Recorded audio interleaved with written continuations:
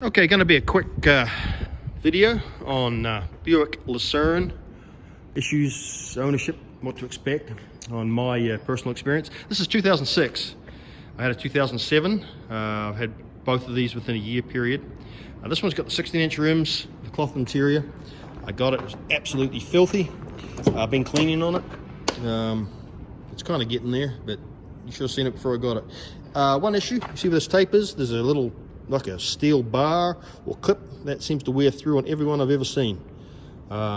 So yeah, I don't know just why they built them, I guess.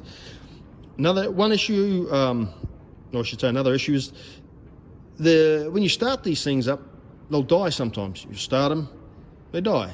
Start them, they die 2 or 3 times, maybe 4 times, and then away they go, idle, fine. And I don't know why they do that. My last one did it. I had another Buick that did it. So I don't know, I can't explain why, it just does. A little bit of road noise coming through this one. I think it's because these aftermarket bolts and it's just not sealing properly. So, but generally they're very smooth, very quiet vehicles inside the cab, very safe. They have the side impact airbags on them. The safety rating on them is really good. One of the better American built vehicles, especially for the year. The fit and finish is good. Lots of trunk space. Reverse sensors, they work on this one. They didn't on my other one for some reason. It's a nice color. It's kind of a green, this one, but it's a beautiful vehicle. The brake rotors, I went through 2. I turned the brake rotors on my last one twice in a year period, and they warped again. And I replaced the pads every time. Just done these ones a couple of days ago, so I guess that's a common issue. I don't know what that's about. If there's aftermarket ones on it and they're just not as good, I have no idea, but that's a common issue. This is filthy. Yeah, it is. I got it like this and I've been cleaning on it. I put a new radiator in it, and that's what there was just rusty water in the old one. So I got that replaced. You have to take basically the whole front of the bumper off. Everything on the front has to basically come off to get the radiator replaced. It's a pain in the butt, but it can be done. So, you know, persevere, you'll get it. Headlights are good. They're fairly bright. They're not the brightest, but they're not the worst I've ever had either. This one's had a hickey or 2 or 30. So another issue is these struts, these top motor struts. They go bad, and the engine mounts go bad. That's just the same as my last one. Same thing, same place. So that's a common issue. People grab these and pull these up without unclipping them and breaks the clips. So that's a common issue. They never sit right again. They wiggle and bounce around there. But that's no big deal. 3.8 litre. I tried and tested. They're a brilliant bulletproof motor. One of the best motors GM's ever built. They really are.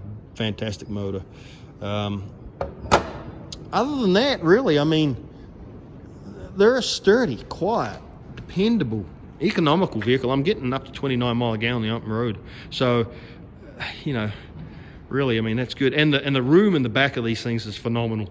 I've had E-Class Mercedes, and they're just, no, this Buick's way more room. So, you know, keep that into consideration if you're kind of tall, that you are going to get a lot more room in this vehicle than the average vehicle. Trunk space is good, as I say. Fit and finish is good, quiet, economical. The tie rod ends go out on them a little bit more regularly than maybe some other vehicles. I don't think, well, I say that, maybe not. It's got 140,000 miles on it, and it's probably going to need them before too long. I mean, they hold up good. It's a Buick. I mean, they're just dependable vehicles, very nice. That's about it, really. If you got any questions, any comments, let me know. I'm working in the barn today. Some of the toys, some of the big toys, a couple of the grain trucks. We've got a big semi down in the other barn. Here we are in western Oklahoma. It's 67 degrees on January the 29th. So hey, you can't beat that for winter. Heck of a wind blowing though. Extreme fire danger. We get a lot of fires out here. But yeah, anyway, appreciate you watching. If you have any comments or questions, leave them below. Appreciate your time. Cheers.